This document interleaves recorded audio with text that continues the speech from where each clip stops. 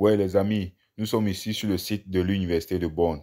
Comme je vous conseille chaque jour, si vous avez pour projet d'aller immigrer en Europe et que vous êtes francophone, faites un test d'anglais. Vous obtenez un B2 en langue anglaise, TOEFL, IBT ou ICE. Pour ceux qui sont déjà titulaires d'un GC Advanced Level ou d'un bachelor, sachez qu'il est possible d'aller étudier en Europe gratuitement. Ici, à l'Université de Bonn, il est possible d'aller étudier gratuitement dans cette université. Pas de frais de scolarité. Et ici même, il n'exige même pas le ICE. Donc, tout étudiant qui s'exprime bien en langue anglaise peut étudier dans cette université. Pourquoi? Parce qu'il peut avoir un examen d'admission. Nous sommes ici sur le site de l'université. Comme vous voyez bien, demande, admission et inscription. Si vous souhaitez étudier à l'université de Bonn, nous sommes heureux de vous accueillir dans notre communauté. Avant de pouvoir commencer vos études, vous devez d'abord postuler et vous inscrire. Notre guide de candidature vous orientera vers les bonnes procédures de candidature. Ce portail vous fournit tout ce que vous devez savoir pour soumettre votre candidature. 1.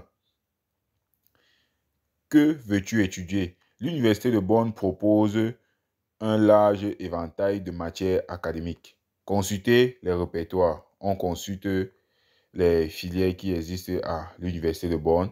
Comme vous voyez, on a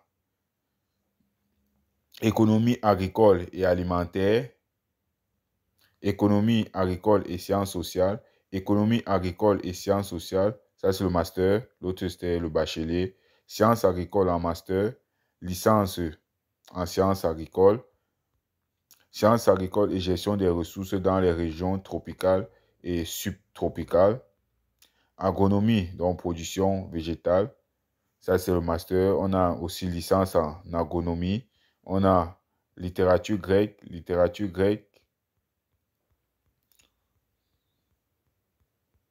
Comme vous voyez, cette université possède un maximum de filières. Bon, on va prendre un exemple. On va à un master en sciences monomatières, économie agricole et alimentaire. Ici, les études sont en langue anglaise. Pas de frais de scolarité pour les étudiants hors Union européenne. Donc, les études sont gratuites. Je rappelle bien. Vous voyez, master en sciences, option de programme, sujet unique, langue d'enseignement anglaise, période d'études standard, 4 semestres, donc 2 années d'études. Conditions d'admission. On va regarder les conditions d'admission. Diplôme universitaire allemand et non allemand d'une discipline pertinente. Maîtrise de l'anglais, niveau B2, CRE, note nominale 2,5 ou équivalent local, un minimum de 42 crédits en module axé sur l'économie. Mémoire de licence. Les candidats originaires des pays autres que Allemagne ou d'un autre pays de l'Union européenne doivent réussir le test d'aptitude aux études universitaires. Portail de candidature, donc ça c'est ici, c'est pour soumettre le dossier. Limite et processus d'admission, on peut ouvrir.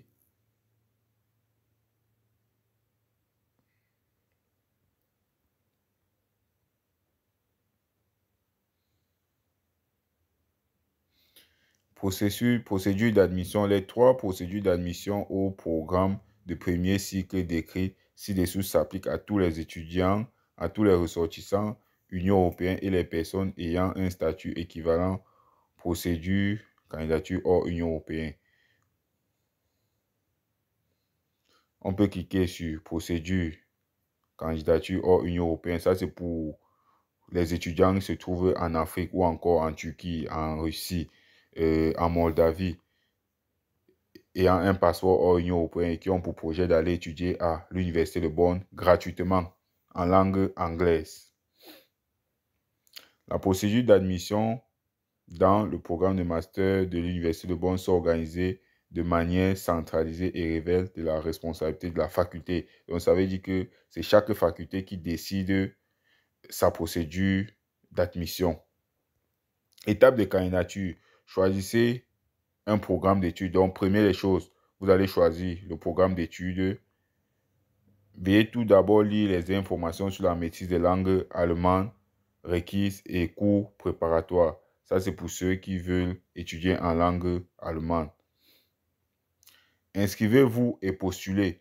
Inscrivez-vous sur le portail de candidature et complétez la candidature en ligne. Une fois votre candidature en ligne complétée, envoyez le dossier de candidature par courrier à l'adresse suivante. Donc, ça veut dire que lorsque vous avez soumis votre dossier auprès de l'université, la prochaine étape, c'est de mettre tous les documents dont vous avez soumis sur le portail de candidature dans une enveloppe et envoyer le dossier soit par DHL, soit par la poste à l'adresse de l'université de Bonn. Voilà l'adresse de l'université de Bonn. Voilà une autre adresse alternative.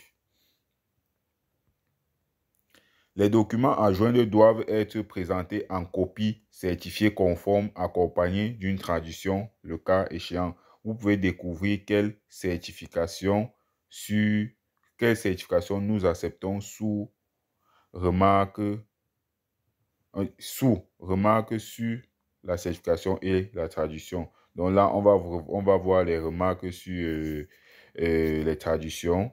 Si les documents ne sont pas reçus sous la forme requise avant la date limite de candidature, votre candidature ne sera pas prise en compte. Donc, ça veut dire que si avant la date limite d'inscription, votre dossier n'est pas complet, la demande est directement rejetée. On va aller sur les remarques de traduction. Certification et traduction, on regarde. Certification par un notaire, certification par une ambassade, certification par un ministère des Affaires étrangères de votre pays d'origine, certification officielle. En Allemagne, les copies peuvent être officiellement certifiées, entre autres, dans n'importe quel bureau local. Donc, ça veut dire que vos documents doivent être soit certifiés par un notaire, soit certifiés à l'ambassade ou au consul. Donc, ça veut dire, par exemple, un Camerounais qui réside en Turquie doit certifier ses documents à l'ambassade du Cameroun en Turquie, soit au ministère des Affaires étrangères. Si tu es un Camerounais, tu résides au Cameroun, tu es titulaire d'un DC Advanced Level ou d'un bachelor et que tu veux légaliser le document, tu vas aller le légaliser au ministère des Affaires étrangères. Je pense que ça coûte 20 000 francs. C'est ça, vous légalisez les documents. Certification officielle, ça c'est pour ceux qui sont déjà en Allemagne. Bon, ça ne nous concerne pas. Les certifications non délivrées en allemand, en anglais ou en français doivent être traduites. Ça veut dire que pour un étudiant qui est titulaire d'un baccalauréat D obtenu au Cameroun, son diplôme est en langue française, donc il n'a pas besoin de traduire ce document. Tous les documents en langue anglaise, langue française et en langue allemande n'ont pas besoin d'être traduits. Donc ça, c'est déjà la première des choses. Et c'est une bonne nouvelle. C'est une bonne nouvelle pour tout le monde. Notez, note importante, période d'application. Pour le semestre d'été, du 11 décembre au 15 janvier, donc les demandes d'admission sont possibles depuis avant-hier, depuis hier, je pense, ou c'est depuis avant-hier. Pour le semestre d'hiver, du 1er juin au 15 juillet. On répète, pour le semestre d'été. Donc ça, c'est pour ceux qui vont commencer les études à l'été 2024. Et pour le semestre d'hiver, ça, c'est pour ceux qui vont commencer les études en 2025, en janvier 2025. La période de candidature va du 1er juin au 15 juillet. Remarque, votre candidature ne peut être prise en compte si tous les documents de candidature nécessaires ont été reçus par l'université dans les délais. Donc, ça veut dire que si votre document n'est pas complet, l'université ne valide pas votre demande d'inscription. Et quels sont les documents requis pour soumettre son dossier de demande d'admission? Copie de votre passeport. J'insiste bien, il faut avoir un passeport qui a au moins une année de validité et je conseille même d'avoir au moins 2 années de validité. Il ne faut pas postuler avec un passeport qui date de moins de 3 mois.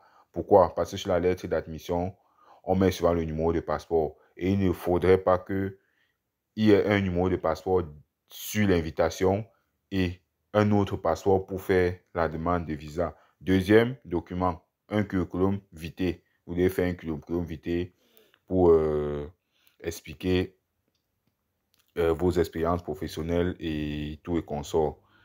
Troisième document, cas échéant, preuve de votre statut de réfugié. Ça, c'est pour ceux qui sont déjà en Allemagne et qui sont les demandeurs d'asile. Prochain document, preuve de votre maîtrise de langue allemande. Ça, c'est pour ceux qui veulent étudier en langue allemande.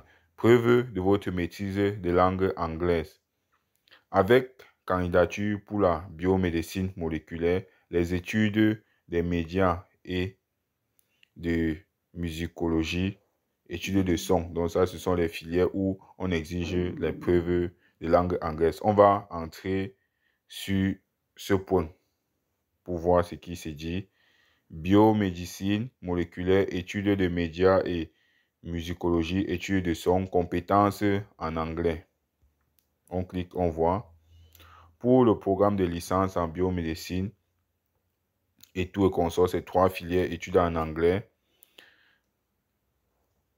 Un niveau B2 est requis en anglais. Donc, ils disent bien, des compétences en anglais de niveau B2 sont requises, en plus des compétences en allemand requises.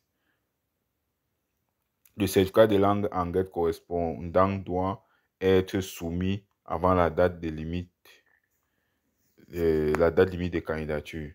Une exception de la preuve de certificat de langue anglaise n'est possible que si la langue d'enseignement de l'étude secondaire ou d'un programme de licence complété était en anglais. Donc, pour ceux qui sont titulaires d'un DC Advanced Level ou qui ont obtenu le bachelor en langue anglaise, n'ont pas besoin de TOEFL ou de ICC.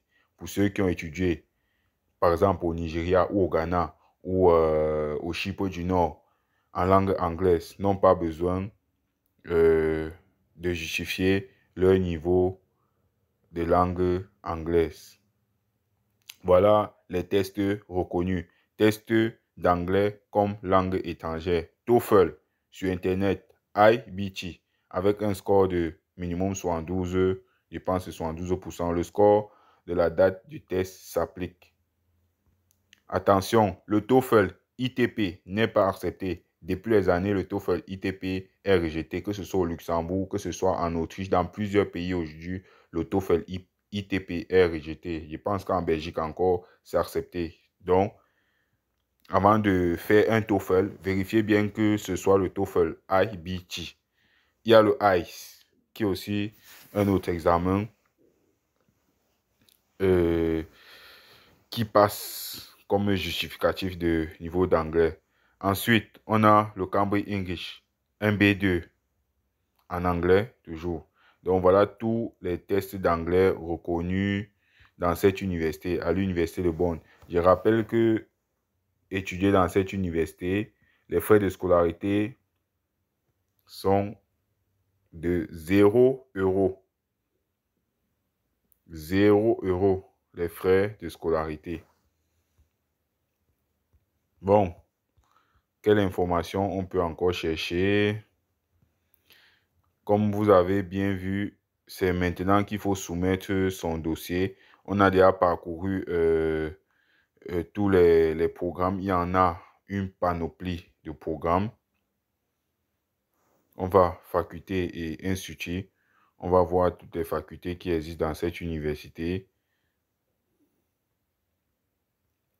Bref, je vais mettre le lien de l'université dans la description et pour tout étudiant qui respecte les conditions linguistiques et au niveau des moyennes, parce que j'insiste bien qu'avec 10 de moyenne, c'est difficile d'obtenir un rendez-vous à l'ambassade, mais pas impossible. Maintenant, ça dépend du pays. Moi, je parle du Cameroun.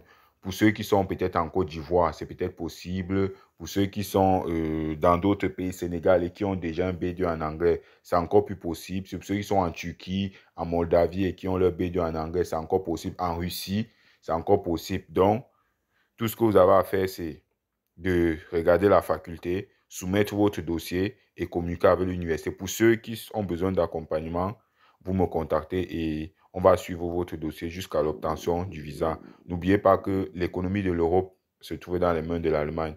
Donc, ça veut dire immigrer en Allemagne, c'est réussir sa vie si on a toute la motivation nécessaire. On se retrouve pour les prochaines vidéos.